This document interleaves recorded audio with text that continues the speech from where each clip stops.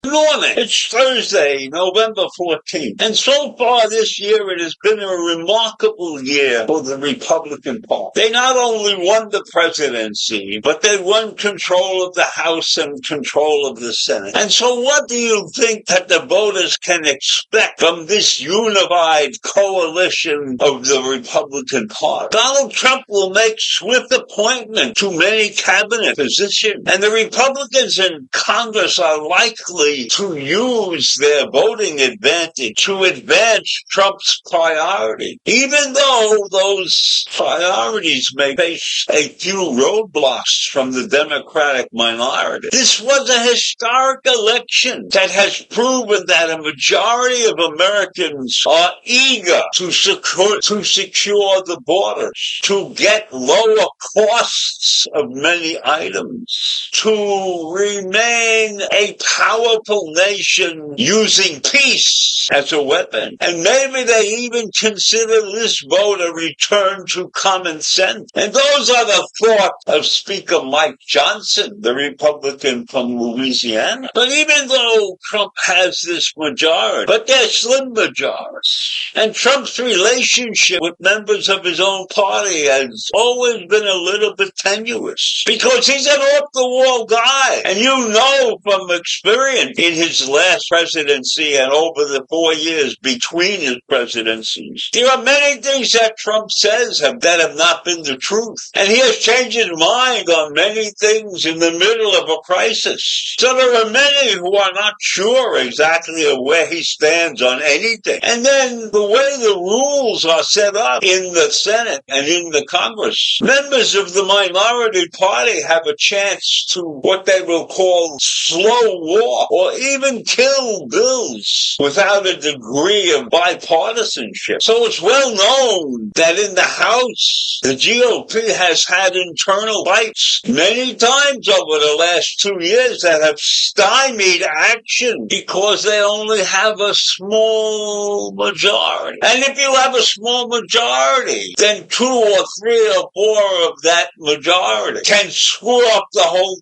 thing that you're attempting to do, because they believe in their leanings, in their political leanings, that whatever you're trying to do is not quite what they believe should be done. So if you don't have a major majority, then you are still in trouble, even though you have an overall majority. So I think the Republicans have a lot of work to do within their own universe before they can declare this a total victory. But nevertheless, it is a victory. And Donald Trump has both sides on his side, both teams, so to speak. And the last time that the Republicans were in this position, it was in 2018 and 2017. That was during Donald Trump's first term. And he signed several major bills during that tenure, including a $1.5 trillion tax cut. But then when the Democrats held control in 2021 and 2022. Under Joe Biden, they were able to pass the Inflation Reduction Act. That was holding all the levers of power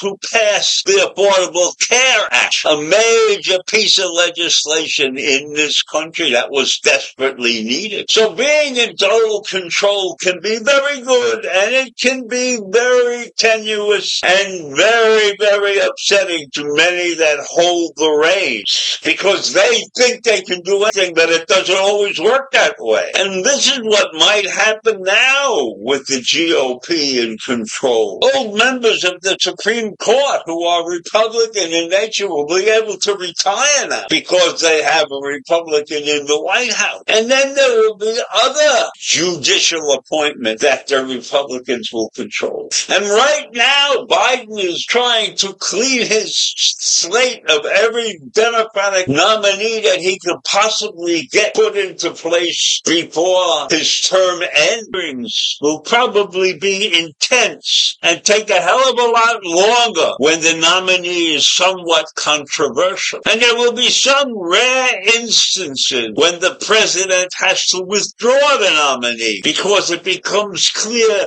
that he cannot get enough support to have that person confirmed. So even though the Republicans will have a majority, it will not be a dynamite majority. It will be slim and slender in both places. So they will have a lot of work to do to get things done. And I am sure that that will not please President Trump, because I don't think he is a man of patience. I don't think he has the mental acuity to deal with the minority issues. I think he was a leader. He believes he's a strong leader, and he believes that his word is powerful. But that's not necessarily the way it's going to work out. And we have seen that presidents have to withdraw their nominees. Trump withdrew Patrick Shanahan for Secretary of Defense, and Biden withdrew Neera Tanden for the Office of Management and Budget. So there are many situations where the president doesn't have the control he believes he has. And most cabinet nominations succeed when the White House and the Senate are controlled by the same party. But not